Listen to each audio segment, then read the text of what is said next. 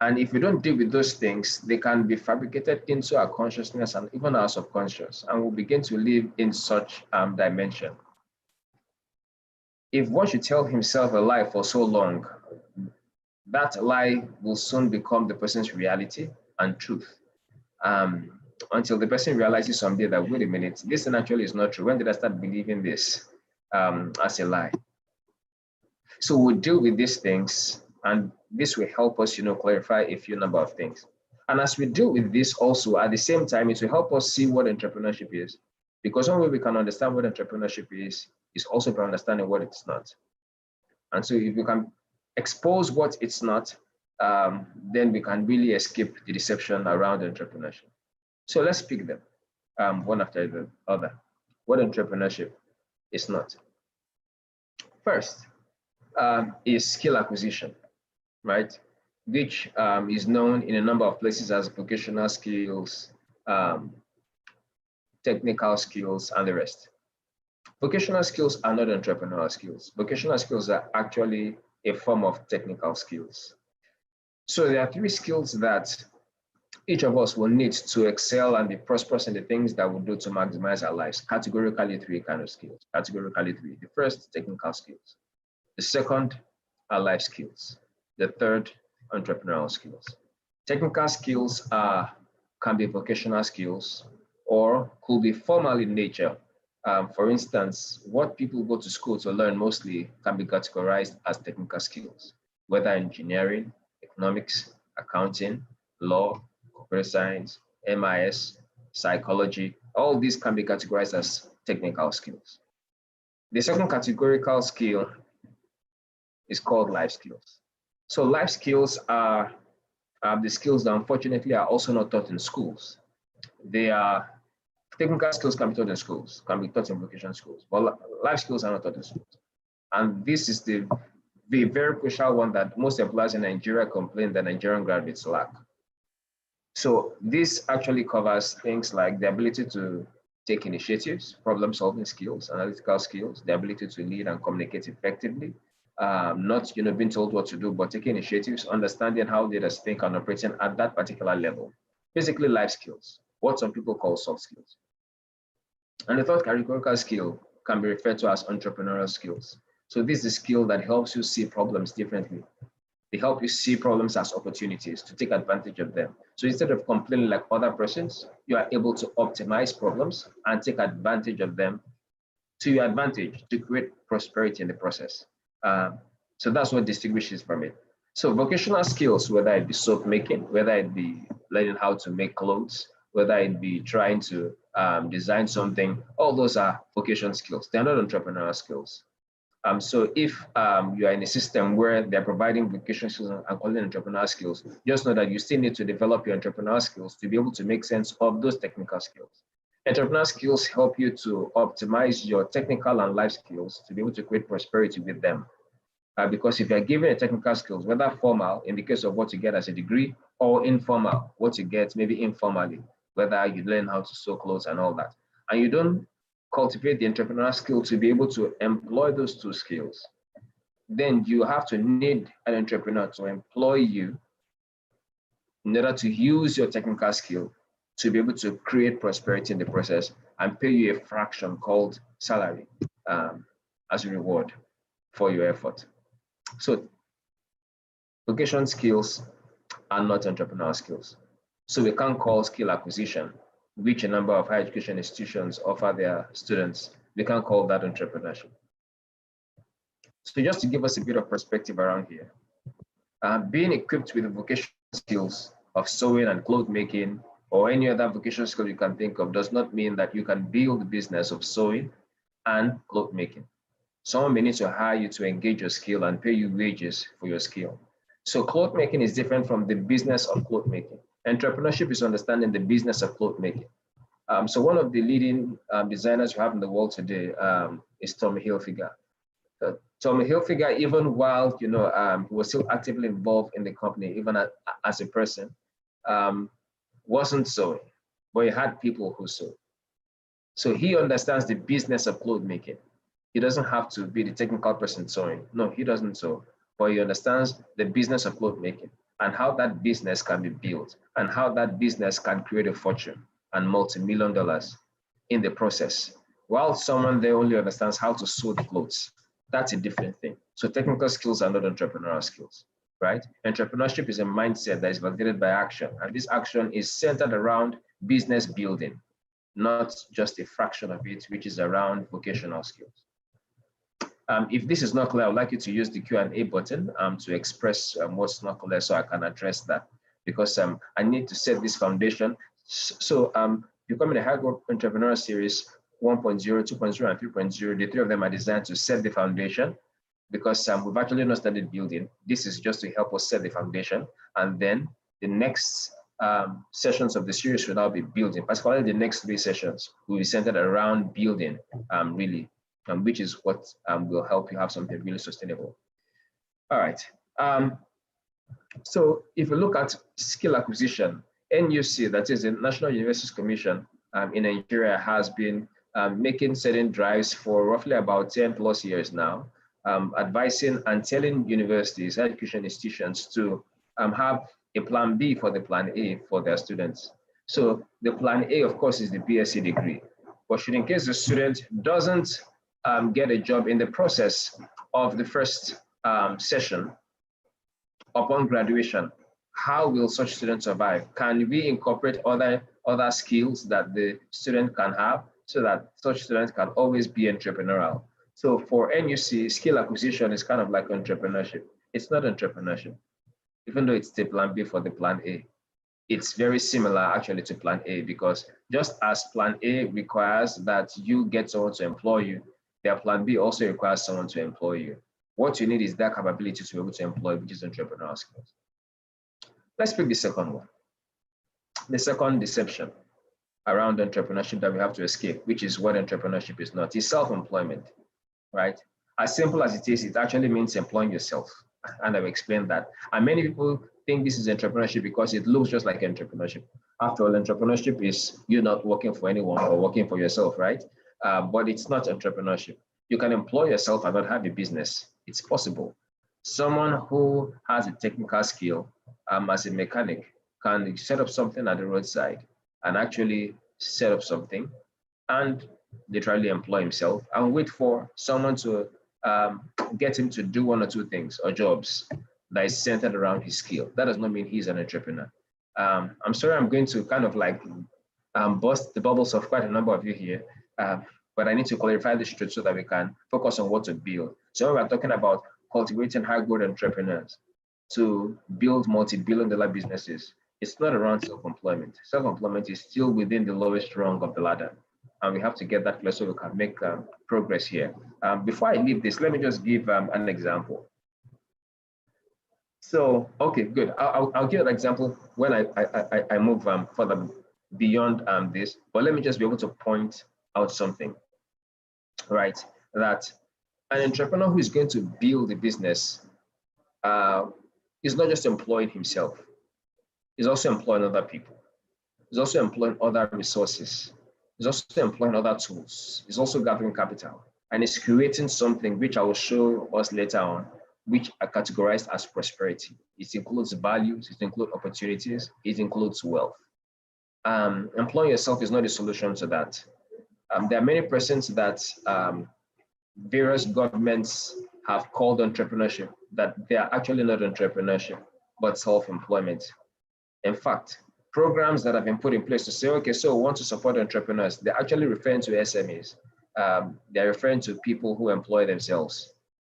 But we need people who can actually create jobs, people who can create multi-billion-dollar businesses that can create 10 jobs, 100 jobs, 1,000 jobs, because they have big dreams. And of course, the bigger the dream, the more they're able to accommodate other people in the process. The third deception is product development. I've seen quite a number of people who come up with amazing ideas, interesting ideas for new products, but their vision stops at the level of the product. And so they develop interesting products and people see their products and they love them. So that's what I call creating a museum. That is, you just develop something for people to come and see and clap for you and say, oh, nice product, nice product. Are you creating a museum, or you're creating a business that makes money? Or you're creating something that people just come to see? No business of course, exist without a product. You need a product if you're going to run a business because you need something to sell, right? You must have something to sell, which is a product. But product development in itself is not entrepreneurship. It's just a fraction of the process of the journey. And the entrepreneur, is the one who understands that complete journey. Product development is just one of the early phases of it. If the product, for instance, doesn't get to market, it is not making money. If there's no business designed around the whole process or system, then it's actually not a business. And if it's not a business, it's not entrepreneurship. It has to be entrepreneurship. Anybody can develop a product. For instance, in universities, higher education institutions, research labs, they develop products.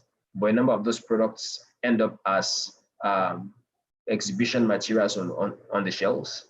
Some of them develop the products and they just write paper publications from what they've developed and publish. But such product is not creating a dime compared to what Larry Page and Sergey Brin did in creating what we now call Google. And then actually took it from product and moved to market and built a system around it. That's a business. That's entrepreneurship. So the reason you are getting a space, for instance, as an entrepreneur and hiring people to work with you is to develop a product to sell, not to develop a product in itself. So product development is not an end in itself. So, but as important as product development is, it is not all that a business is. Neither is it entirely entrepreneurship. And that's what I've been trying to explain so far. So let's go to number 4, what entrepreneurship is not. And everything I'm looking at that entrepreneurship is not is to help us know what it's not so we can escape that deception of accepting, oh, I'm an entrepreneur because I have this. No, it's better we clarify that so that we know what it is. And I'm going to touch a bit of that, which will help us set the foundation for what we're doing going forward from now. Opening an office is not entrepreneurship, whether it's a physical location or whether it's a virtual location like Facebook or Instagram, whatever it is, opening an office is actually not entrepreneurship. Many persons who have offices who are not making a dime every single day, they're rather incurring costs, paying for the office space. That's not entrepreneurship. So it's not about an office. That you have an office does not make you an entrepreneur. It is not your office, but your ability to use the office to create value, opportunities, and wealth. That's what makes you an entrepreneur. So setting up an office with a nice furniture, nice desk, nice office space, it could be a lounge. So many persons don't have offices, they actually have lounges where they receive guests. It has to be a place where actual creation, production, development, value, opportunities, wealth is being created. So those are parameters. Don't worry, I will express this as I consolidate, or I want to make this session very fast so I can have a lot of time for question and answer. And like I mentioned, please use the Q&A button, very, very importantly. Use that section for us to be able to answer your questions. Don't use the chat section for your questions, please. We'll have to start looking for it. Please use the Q&A button for that so that we can look at that. Number 5, what entrepreneurship is not, having an idea. I've seen a lot of this because of the things I do with a number of persons. So I help to coach a lot of people and then help develop a lot of entrepreneurs one-on-one. And a number of them come around and explain things around, an interesting idea that they have. And they call that being entrepreneurial. Having an idea actually is not entrepreneurship. If having an idea makes a successful entrepreneur, then everyone in the world should be a successful entrepreneur by now, because everyone actually has amazing ideas, every single person. But having an idea is not enough. People have to work on the ideas that they have. As you will see, when we start advancing in this series, idea goes through 3 phases, right? It begins at the concept phase, which is the base level of it. From that level, it moves to another phase, which is the product tangibility of it. That's when the idea becomes tangible. But then that's not enough. It has to get to the market. The market is the one that decides whether it's a good product or a bad product. If they're buying it, if they're ordering, if they're paying for it, if they're using it, then that's a message already. If they are not buying it, they're not paying for it, they're not using it, that's also a very clear message from the market. So having an idea is not enough. So people can come and say, oh, I don't want them to steal my idea. It's not about, whether you have an idea for someone to steal. What are you doing with the idea? How is that idea making a fortune? How is it transforming the lives of those around you or the world at large? It's not about, the person who has the idea, but who is going to use the idea to actually change the world. That's what entrepreneurship is, not just having an idea. People have ideas that they never did anything about. Some of them have documented them, but it has never gone beyond that phase. That's why I don't agree totally that ideas rule the world. Because if ideas really rule the world, then the world would become a better place. Because all the ideas that all of us have thought and imagined would have been executed. But many ideas that we've all generated that were never executed, we need to execute that to actually change the world. People have ideas that will solve the problems that the world faces right now, but it's about what will happen or what will be done with such kind of ideas. An idea in itself also is not a business, it's just an idea.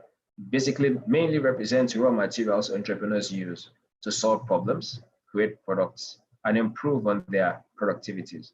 That's all it is. So entrepreneurs need that to feed on, to work on new products, to work on new systems, to work on new processes. That's what ideas are. And so they recruit smart people to harvest smart ideas to create new products. So ideas in themselves, you can't call that the end in itself. It's just the raw material we need to be able to drive and achieve the things we want to achieve. And that's what it is. So see your idea as a seed and not a fruit or a tree that you can sell. It's just a seed that you need to plant and nurture and refine and allow to grow and develop, and then to produce the fruits and the trees that you want, the businesses and the products and the wealth and the business system, right? As I mentioned before, I've seen smart people who claim they do not share their ideas because they don't want their ideas stolen. It's just a plain waste of time because the world does not care about your idea really, or what you have done with your idea.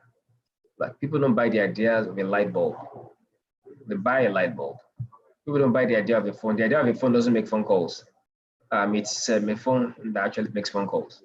All right. Okay, so let's proceed to number 6. What entrepreneurship is not. Sharing complimentary cards. This is quite a lot. Here's my card. I'm CEO. That doesn't make you an entrepreneur. There are people with complimentary cards who are not entrepreneurs. Having a complimentary card does not define you as an entrepreneur. You know, the title of this particular series is Becoming a High-Growth Entrepreneur, and we are looking at the topic Escaping Entrepreneurial Deceptions. I'm bringing out all these things so we can escape all the deceptions and the very plain with becoming the high-growth entrepreneurs that we really desire to be, right? While complimentary cards are cool, doesn't make you an entrepreneur. And I'll show you what becoming an entrepreneur is, right? But complimentary cards have their own rules that actually help provide how you can be reached.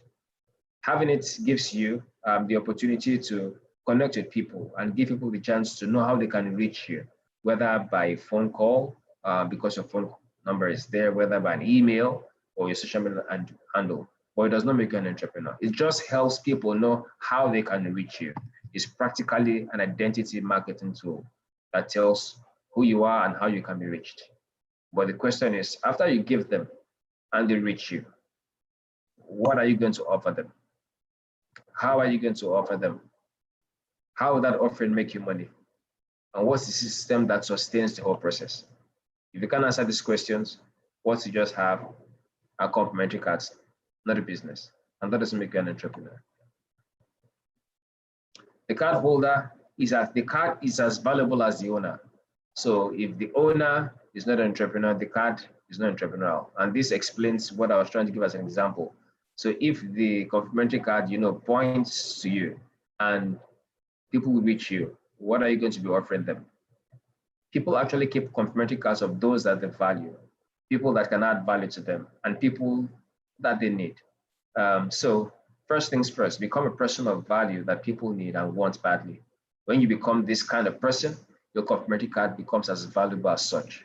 So it's about the owner of the card, and the card is as valuable as the owner. Number 7, what entrepreneurship is not. Ngozi, please confirm to me that I'm doing well on time. Just to be sure. Okay, good. So number 7, social media followings. This is really good. Many persons have defined entrepreneurship based on this. I've seen quite a number of such persons. Now, this does not mean this is wrong. No, nothing is wrong with social media, and nothing is wrong with having followers. But it's about what are you doing with the number of followers that you have, and how are you entrepreneurial with that? So you can have 1 million followers, 20 million followers. How has that created for you a product? Or what have you sold to them? Or how have you monetized that? Or what system are you using to uphold that and create values through such means, or opportunities through such means, or wealth through such means?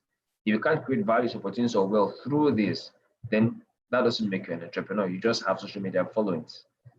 So don't drive your social media followings and see them as ends in themselves. Go beyond this social media followings to see, how can I monetize this audience? How can I monetize this followership? What product can I make available to these people? How can I solve that problem? And how can I monetize this basically and do that sustainably? Then that's close to entrepreneurship. We're in the digital age. Social media has become a platform everyone can capitalize on to accomplish lots of objectives. Or what do you want to do with it? That answer will help us understand whether that's entrepreneurial or not entrepreneurial. But having social media followings in themselves, that's not entrepreneurship. Number 8, thing that we must escape as defining entrepreneurship is having capital. In this case, money, funding. Now, having funds without the mindset of the entrepreneur may lead to having no more funds. And I mean, I can tell you that based on experience. I can tell you that based on the number of persons that I've worked with who thought it was about money there. Now, this is not to say that money is not crucial here. That's what I'm saying. But money in itself is not the answer when it comes to entrepreneurship. Because if you are not clear about the path, if you have not even validated the product yet, and you get the funding, the funds will be used for things that are really not important because the funds are available. In fact, I've seen persons do well because they lacked funds than when they had funds. So they were able to develop a prototype on time. And with that, they had something to scale. So when money came, they just took off. Compared to others who had gotten huge amount of funds, some of them $500,000, $1 million. So because they had the money, but they had no clear path as to how they were going to make that happen, they were spending the money on things that they thought that they need, but never needed. They recruited more persons that they felt they need, but never needed. They bought more equipment that they thought they need, that they never needed. But by the time they realized that they didn't need the things that they had wasted the money. And so when they became clear about the things they really wanted to accomplish, they had run out of cash. So, and this happens to even individuals generally. Somehow people tend to be really sharp when their pockets are getting low. Bright ideas start coming in, they start figuring out things that are really important. So having capital in itself is not the real thing that makes one an entrepreneur. And I'm making this really clear so that we can help to address the issues around how we measure success, particularly around entrepreneurship. Because persons want to start the entrepreneurial journey by pursuing funds, trying to raise funds. So they just write letters and proposals to VCs. I mean, some of those letters, get to me that they need so amount. They just need this to be able to kick off. Let me tell you something about investors, right? This is not for this class, but I just want to mention it here just to help someone who might be here, who might know someone in that category or might be in that category presently. Investors are looking for people they can invest in, not just the idea, right? The idea can be good, but the people, are they rock stars themselves? Do you understand exactly what they are doing? Can we, in quotes, bet on them? Can we trust that they can make magic happen? And so many things to be assessed in the process of trying to know who, because investing is not about investing in a company, it's about investing in a relationship. So money is being put in you because we are trying to invest in a relationship, in trust that magic will be made to happen. So this is how it works out. First of all, these persons who are asking for $100,000 to be able to, develop what they're developing on, how much of their funds have they put in it to help us understand that they themselves so believe in what they're working on that they have invested their own resources? Or are they trying to bet with my own money as an investor? Next is this: what's the quality of the team? Are they able to make magic happen, or they are simply trying to cash out? What's their core objective here around it? Next is what they call an idea. Is it actually a solution to an existing problem? And what are the alternative solutions to the problems being solved? And what makes theirs better than that, which will give us an idea as to whether this will hit the market, because it's way broad beyond, play with an idea. Many factors are involved here. And that's why, looking at capital in itself is not adequate.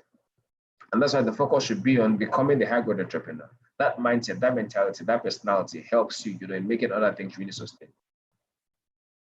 So having capital is really cool. I mean, people say it, you see it in the news, this company just raised $200 million, that company just raised, $500 million, and you just hear news of how they're burning cash, and all of a sudden you don't hear about them anymore. The only news of them that we heard that was really cool is that they raised such amount of money.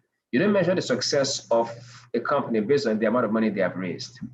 You rather measure the success based on the amount of prosperity they have made. Mark my words. You don't measure the success of a company or an entrepreneur or an entrepreneurial team or a startup team based on the amount of money that they've raised. You rather measure their success based on the amount of prosperity that they have made or generated, right? The amount of money raised is just input. It's the output that will let us know whether entrepreneurship has taken effect or not. Capital helps to start and grow businesses. It is the entrepreneur's job to ensure that the business excels. Hence, accessing capital and having it are responsible or responsibilities of the true entrepreneur, right? You can have the funds with access to more funds, but lacking the entrepreneurial mindset needed to actually transform such inputs is much more crucial. So having funds without the mindset, that is the entrepreneurial mindset, may lead to having no more funds. And that's why, my focus and emphasis is being on that, so that it become a worthy investment. The capital is as valuable as the minds, that is the entrepreneurial minds that is involved here. If the mind is not entrepreneurial, the capital cannot be as valuable. Given the instance that I gave, people burn out of cash really on time. It's the entrepreneurial mindset that grows funds. That is why investors invest their funds in people and businesses that have the entrepreneurial culture around what they operate. Number 9, what entrepreneurship is not: buying and selling. So one of the things entrepreneurs do and they involve themselves in is called trading, which another word for that is actually buying and selling. But trading in itself is not entrepreneurship. It's just one of the things that entrepreneurs do. Okay, and I need to point this out so that we can make it clear. And this does not mean trading is bad. No, nothing is bad about that. There are people who trade, and there are other persons who also trade, but with entrepreneurship involved. And I'll explain that. If a business system is not built around it, if it's not centered around the business system, then it's not entrepreneurship. Don't worry, by the time I'm explaining what entrepreneurship is, as we begin to conclude, you have a clear picture of what I'm saying. As I mentioned just now, it's not bad to trade, right? Trading actually involves buying a product and selling it at a higher price than was bought. That is what some self-employed persons do. Anybody can do that, right? So the level of competition in this case should be obviously high because anybody can buy it and sell it. What makes you entrepreneurial is the ability to be unique and make it difficult for others to be able to easily copy what you're doing, not by actually stopping them, but by being innovative, doing something that renders existing solutions really obsolete, which is your real competitive advantage that distinguishes you and makes others come to meet you rather than others. Because you're able to come up with a better solution that gives your potential users and customers the idea that they better come to you or leave what they presently use and come to you. And the more they come to you, the more they reward you for your efforts by paying for your product. And the more you experience cash flow, the more you're able to generate revenue, the more you're able to build wealth, and the more prosperity is created, right? One of the things that entrepreneurs do also involves trading, but trading in itself is not entrepreneurship. Entrepreneurship is business building, that is building a business. And I will show you later on that it's about building a business system. And some of the things that entrepreneurs do and happens in business is trading. They trade to make deals, but that's not all they do. They do much more than that. Number 10, what entrepreneurship is not: acquiring certificates. So this also is not bad. I mean, I've seen degrees in entrepreneurship. I've seen diplomas in entrepreneurship. I've seen certificates in entrepreneurship. None of these are bad, right? So don't get me wrong, none of these are bad. But I'm saying that we shouldn't be trapped by the idea of saying that if I can just get a certificate in entrepreneurship, that makes me an entrepreneur. Your certification does not satisfy you really as an entrepreneur, right? You can go to a place and actually learn about entrepreneurship and actually become an entrepreneur in the process and actually be given a certificate, right? But you'll be made an entrepreneur. but don't see the certificate as the validator of whether you're an entrepreneur or not. Okay? It's your business that you've built, its success, and what the market thinks about you and your product. That's what makes you an entrepreneur. In fact, that's the only category that is certified enough to certify you as an entrepreneur. So the true validators of whether you're an entrepreneur or not, right, are your users, those who use your product, your customers who pay for your product, the market where your buyers are. Those are the ones who certify whether you're an entrepreneur or not your certifications, not your diploma or your degrees in entrepreneurship, not your MBAs, right? Your certification does not certify that you're an entrepreneur. Your business and the market does. So if you develop something really magical and you build a business around it and you make it available to the market and they actually pay for it and they're asking for more of it and you're experiencing cash flow and you're building wealth in the process and you see that your market share is increasing, that is sending a message. Those people, the performance of that is like, I said, certified entrepreneur, right? In the whole process, and you're building a system around it. So that is where the real magic really takes place, takes effect, right? So let's continue. Now, we've looked at 10 things that entrepreneurship is not. And if you can get that really clear, you would have escaped entrepreneurial deceptions. Now, what is entrepreneurship really?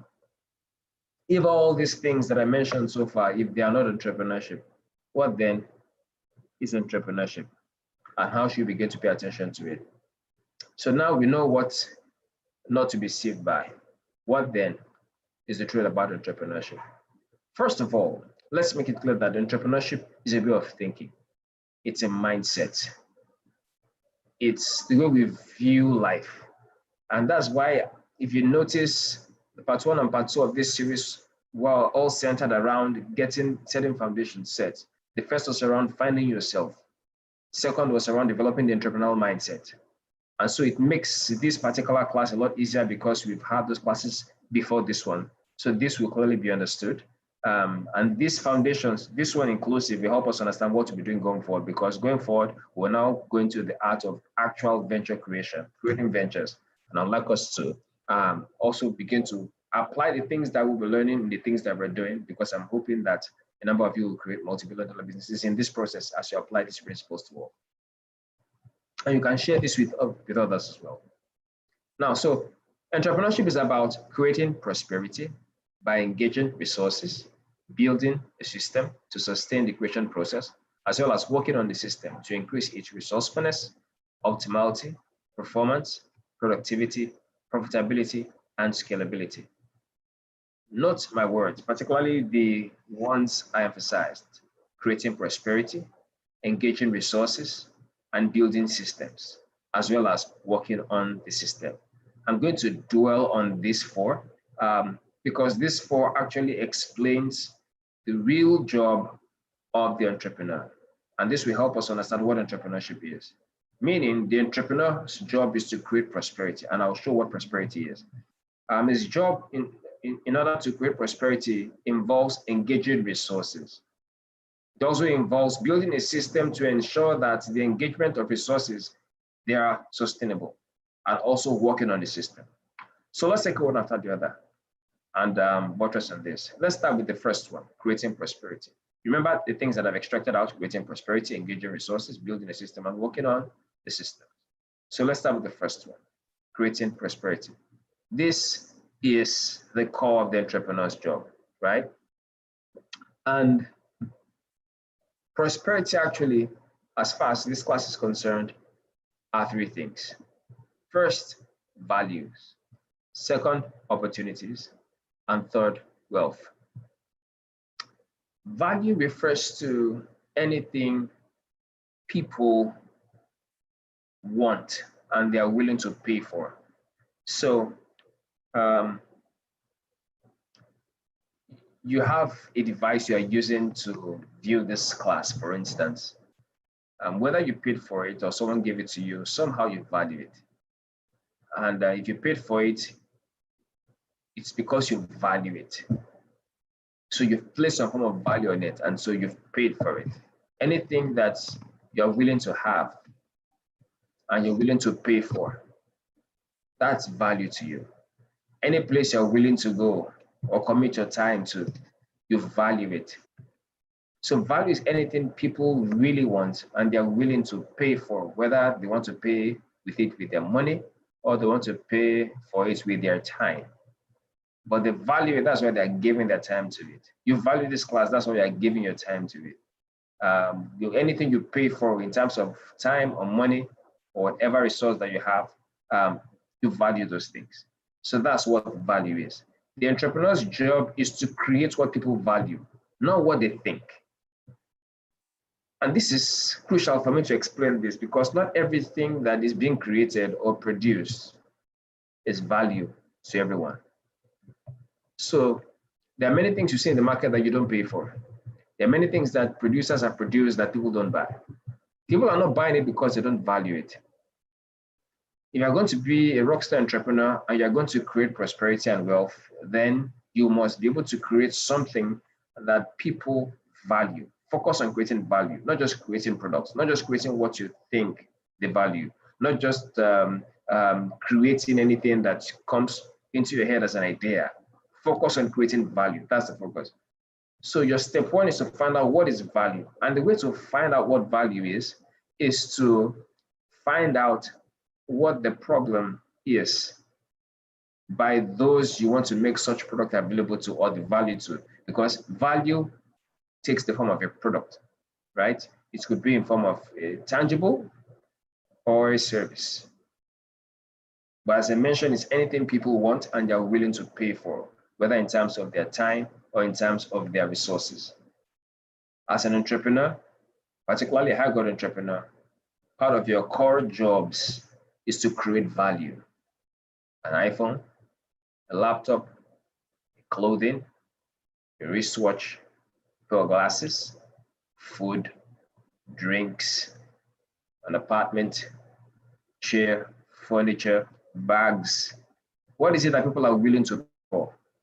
This means you must understand what people's needs are, understand what their problems are, find out the consistency of how much they experience such problems or how much they experience such needs. Also go ahead to figure out what their financial capabilities are to see the level of the things they can afford.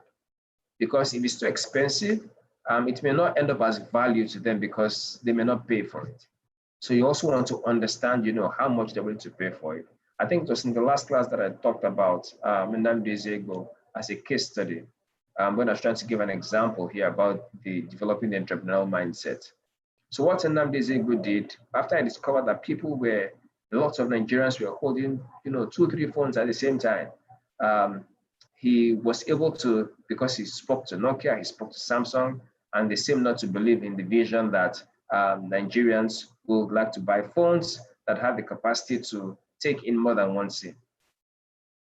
And I'm sure maybe Samsung and Nokia possibly were thinking of making more money by selling phones that will only take one SIM. So people can as well go ahead and be buying, more than one phones and all that. But this guy had a vision and pursued it. So he partnered with the Chinese company and they started Tecno. And the same company that he developed, coupled with these Chinese people, other investors, they created these 3 phones: Infinix, Tecno, and Itel. And 61% of Nigerians use either of these 3 phones. The question is why? Why is it that 61% of Nigerians use either of these 3 phones? It's because of affordability. Nnamdi Ezeugo has the mastery around understanding what people can afford. In fact, that's part of his homework when he's coming up with new products, to understand what people can afford.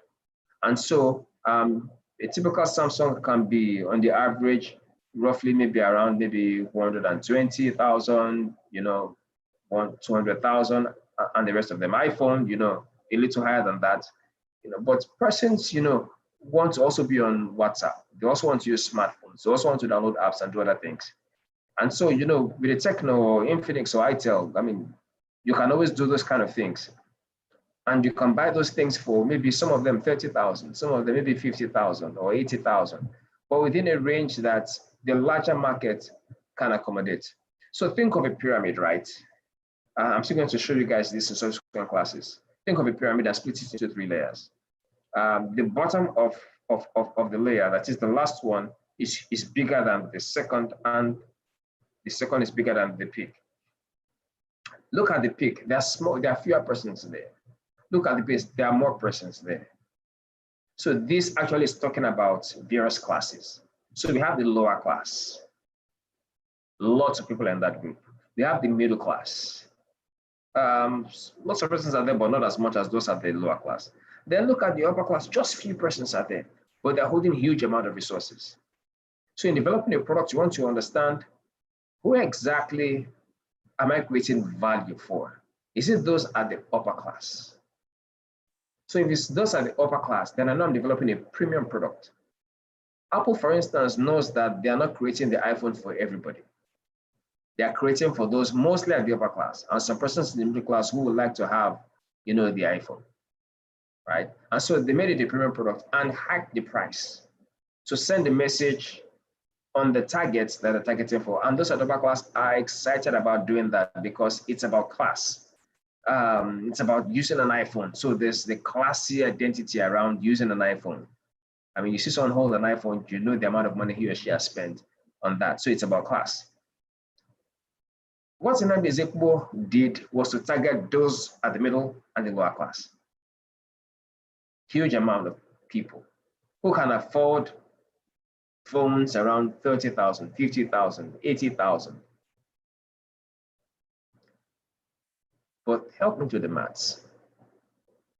Which will you make the most money? If you sell, which has a huge amount of revenue? By the time you sell 100,000 units of a particular device, or let's say you take, you develop a product, say, let me give an example now, maybe a kind of luxury product. I don't know which to give an example now, but let's just pick a kind of product. And maybe you price it at, say, 100,000 Naira. So 100,000 Naira times, say you sell maybe 1,000 units, which is cool, right? So 100,000 Naira times 100 units, that's times 8,000 units, that's 100 million. Compared to you design that particular product and you look at affordability and you say, oh, okay, I want to be able to reach 100 million people. And so I'm going to bring down the price. I'm going to develop a product that people can afford because my focus and target is on the middle class and the lower class. And so you actually set it at, say, maybe 1,000 Naira. So 1,000 Naira times 100 million is actually 100 billion. Because even the paper seller can afford something for 1,000 Naira. But it depends on the kind of product, as I mentioned. So understand the kind of product and also understand what segment of the market is being targeted, because you need to know whose problem you're solving and whose need you're meeting. That's why I said one of the jobs of the entrepreneur is to create prosperity. You see, everything I've mentioned just in talking about creating value, which surpasses everything around self-employment, blah, blah, blah, and all those things that we used to think entrepreneurship is. And I'm still going to go in details in all this because the sessions we are going to be having subsequently will be around creating value, creating prosperity, and creating wealth. In fact, the next 3 sessions that we're going to have will be on value creation, opportunity creation, and wealth creation. So we'll go way deep into that so that we can actually begin to create things. Like I said, the mission of this particular series is to be able to cultivate high-growth entrepreneurs, right? And these that I've mentioned, basically, they represent the entrepreneur's job. And creating these 3 will be dealt with in the next 3 webinar series. The next is opportunities. I will still go deep into this, like I said, in the sessions we'll be having subsequently. And opportunities here are in 3 folds, and one of which is employment opportunities. If truly you are creating value, you will definitely be having the people who value the value or the product, because I said value can be in form of a product or a service. The number will be increasing, and if the number is increasing, you'll be experiencing cash flow. As cash flow is taking effect, you'll find out that you'll be able to handle it well enough. You need to hire people. That process of hiring people, you're actually creating employment opportunities in the process. You've had someone, meaning you've created a job for someone. As you grow in your capacity also, you create more employment opportunities. As you do that, you create business opportunities. As you do that, you create market opportunities. And of course, the outcome of that leads us to the third one, which is wealth creation. I'll go in details in this as we advance in this particular series. Let's focus on what today is about. The next one is on engaging resources. You know, I started by saying what entrepreneurship is, and I said entrepreneurship is a mindset, and I also explained it as basically creating prosperity by engaging resources, which also involves building a system and working on the system. So engaging resources, which is the other part of it, which is part of the things that entrepreneurship really is about, is basically about employing what we call the factors of production: land, labor, capital, entrepreneur, right? So the entrepreneur's job is to engage or employ these resources, to employ land and create prosperity from it, to employ labor and create prosperity with it, to employ capital and create prosperity from it, whether it's equipment or funds, whatever it is, to employ knowledge from research and development or whatever, to create new products from it, new ideas, new apps from it, new solutions, softwares, web apps from such, right? So it is the entrepreneur's job to provide the workspace and raw materials needed to create prosperity, right? And it's also the entrepreneur's job to employ people and talents to work in the business, which we call labor.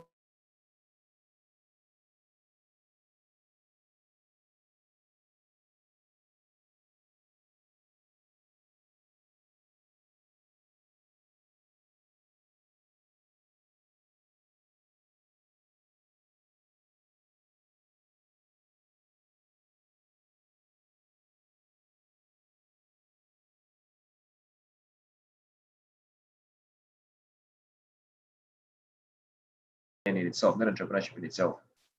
Okay. So now we're not looking at what entrepreneurship is. It's creating prosperity, and creating prosperity demands a number of things. It demands engaging resources, but not just that. It also involves building a system to sustain the process. Okay. Now this is the level that defines the true entrepreneur. In fact, this is the core aspect that makes the entrepreneur the entrepreneur. He builds a system. He builds a system that he can work on, right? So this is the level that defines the true entrepreneur from others. It involves putting all business operations and processes into systems in such a way that the business can be on auto mode, such that the entrepreneur can have the business running with or without him or her. That is, each section of the business will become a system that can run independently of the entrepreneur, thus making the entire business go from just business to becoming a business system. When the business becomes a business system, then it can be an auto mode. I mean, if you observe high-growth entrepreneurs and successful entrepreneurs, you'll find out that they set their organizations to a point where it gets to a point they don't have to work in the organization. They actually have to work on the organization, which leads me to the next thing that makes the entrepreneur. But before that, let me just be able to address this. It's about making each division, that is building a business system. Understanding what a business system means is basically about making each division of the business self-sustaining and enabling each member of the ventures team to drive each division entrepreneurially while they are held accountable for it. So it's also a process of raising leaders. So if the entrepreneur gets this right, he or she has positioned the business for growth, replication, and scalability, which leads me to this one, which is working on the system. In fact, the essence of building a system is to have something that you can work on, right? So this is only possible after the business has become a system. At this stage, the entrepreneur does not need to work in the business, but rather to work on the business system. So let's use chess as an example. Let's think of the game of chess. I don't know if any of you play chess or any board game. There are characters on the game. In the case of chess, we have the pawns, we have the rooks, we have the bishops, we have the king, we have the queen. We have, quite a number of characters there. Now, you are either one of the characters on the chessboard, or you are the chess master who moves the characters on the chessboard. What you want to do is develop a system that you can work on. But at the early stages, you will definitely be working in because you're trying to master the system and build the system and make the system self-sustaining. Then after that, you step out to have a strategic view to be able to work on the system, right? Which leads me to this statement where I said, walking to the top of the building gives you a better view, right? Build the business to the point it becomes a system. Then you can work on it because at this point, you are viewing from a strategic viewpoint. So working on the system gives the entrepreneur room to view the business from a broader and a larger perspective. Hence, he or she thinks more strategically and works on the business system to maximize its resourcefulness optimally, and also to optimize the performance and productivity, profitability, and scalability of the business. And that's why, if you think of McDonald's, for instance, now, I mean, those guys are everywhere in the US mostly and some other advanced economies, right? The first step was to create a model that works. As soon as they got the system right, all they needed to do was to start duplicating and scaling. How can you duplicate a system that you have not built yet? The entrepreneur's job is to create prosperity and build a system that renders that prosperity creation sustainable. When it gets to that point, then we have something to work on. That's what makes an entrepreneur, and that's what entrepreneurship is. I hope I've helped to make this clear to you, and I hope I've not confused you. I'm looking forward to the Q&A session to be able to clarify things that are not clear as I begin to conclude now. So escaping entrepreneurial deceptions helps us become true entrepreneurs. So now we can proceed to venture creation, which will encapsulate the things that we'll be looking at in the subsequent sessions as we advance in this particular sessions. Thank you very much. So my name is Stephen Oluwatobi, founder of the Start Global Creator Startup Lab. I look forward to the question and answers. Thank you very much. Please engage the Q&A button for your questions. I'm going to say thank you. I'm done. What next? Okay, so thank you so much, sir. I think we're just waiting out for question and answer. If you have any question, please just use the Q&A button and you get your response.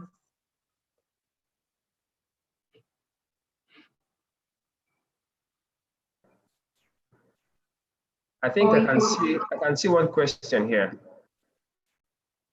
Okay, sir. Okay. I think it's a comment. This is Dr. Babatunde Agbi. A pleasure meeting you again, sir. Entrepreneurship is not the same as self-employment. Okay, I agree with you, sir. I think this must have been a comment maybe when I asked the question or something. Okay. All right, so do we have further questions? Let me check the chat section. Is there anything hiding there?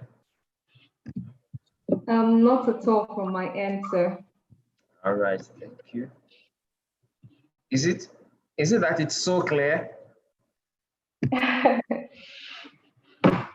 was actually hoping to have like more questions on this particular subject because it's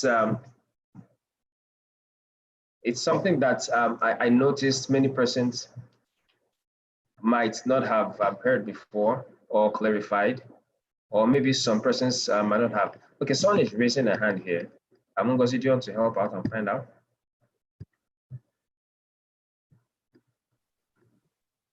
Okay, I'm not sure. I'm trying to see if I can. Okay.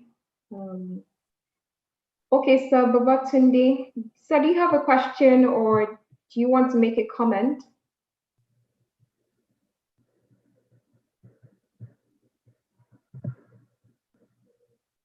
Hello, sir.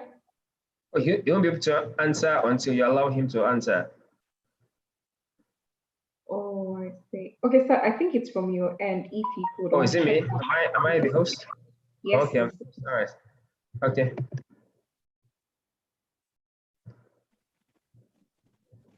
Okay. Right.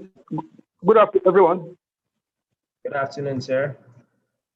Good afternoon, Dr. Stevens. How are you doing today? I'm very fine. Pleasure meeting you. Yeah, thank you for the insightful presentation once again. Yeah, I agree with you on your definition or description of entrepreneurship. and what is it and what is not. But I was just wondering that it looks as if you have actually extended the perspective a little bit further when you highlighted the fact that even trading is not could not be considered as entrepreneurship. I was thinking that if we look at the tripod on which entrepreneurship is built, talking of value creation, opportunity creation, and wealth creation, would trading not fit into those factors? So I actually want to know, I want to clear that because I had thought maybe trading, if one is trading and do a bit of stuff, and of course, you'll be able to be considered as an entrepreneur in that respect. So the third question, which probably Ngozi will help me to answer, is that I've indicated interest to join the EduStack community, but I did and I have not gotten any response. I don't know how the process works. Thank you. Okay, on your second question, I think Ngozi will make available a link now at the chat section that you can use to join the community directly. Okay, thank you. On your first question, so let me just help to clarify that. You know, I said entrepreneurship is really about creating prosperity, which involves engaging resources, building a business system, and working on the system. Now, you can create the prosperity and not have it happen sustainably. That's why we have many persons start the journey and they crash because it is not sustained, because there is no business system developed to sustain it. The entrepreneur's job is not just to create prosperity, but to create prosperity sustainably. And sustainably means that the business system that will make that happen is put in place. That's why part of the job is not just to create prosperity, but also to be able to build the business system that sustains that process. Ultimately getting to the point where all the entrepreneur needs to do is work on the system because the system has been built. So there's a lot of work around that. In fact, the early phases around, setting up a business, instilling what the culture of the organization will be, what the entrepreneur will need to do. I mean, particularly building what the system is, it's real work. Because at this point, you're working with people, you're raising leaders, you are finding the exact footing of what the venture is really about. And that's why I also said, to answer a question, it's not to say that trading is not done by entrepreneurs. Entrepreneurs trade, but it's just one of the things that they do. But if a business system is built around that process to sustain that, I mean, I know quite a number of persons. Okay, let's think of a trading platform. Some persons do Forex trading. Some persons do e-commerce trading of certain products. Some have done it and they've crashed. I mean, that explains what sustainability is, because we already know from stats that 8 out of 10 actually crash between the first, second, and third year as entrepreneurs who claim to be entrepreneurs. Just to help us understand that it's about the system. If we are going to see to it that we are not experiencing that failure rate, then we can't remove from the equation the aspect of building the business system that sustains the process. So while trading is part of what the entrepreneur does, because the entrepreneur has to sell. He may not buy and sell, he may create and sell, but some of them may have to buy and sell, okay? But the buying and selling itself is not entrepreneurship. That can just be maybe categorized under the product development arm of what we can say the venture is. And then a system is built beyond that to sustain that process of creating prosperity and then working on the system. I hope I answered that question. If it's not clear enough, please, I would like you to still flag it up to be sure that I've not left. I'm satisfied, Dr. Okay, thank you, sir. Thank you so very much. I appreciate it. You're welcome, sir. So Ngozi, I think you can take the announcements now, because I don't think there's any question. I'm not seeing any question here. Or maybe I should just proceed since I have it here. All right, so for those of us here, thank you so much for making it again. The series will continue next week, 8th December 2020, and I think that will be it for 2020. We'll continue this series in 2021. So it means we have one more week to look at and have this session continue. And we're going to be looking at the venture creation of it, categorized under, or rather, we'll be looking at venture creation, but value creation is what we'll be starting on with, because under venture creation is value creation, opportunity creation, and wealth creation. So the next class, I'm just giving you guys ahead of time before you see the poster so you can let others know, is value creation. How do entrepreneurs create value? What should we consider before we create value? How come people create certain things and they don't sell? What's wrong? What are the things that we should consider? Is it possible to become a successful entrepreneur? If you can get value creation right, then you get many things right. Because if truly you are creating value, then definitely those who value to pay for it. And then progress will be made in the process. Okay, next announcement is feel free to join the EduStart community. In fact, we earnestly desire that you join.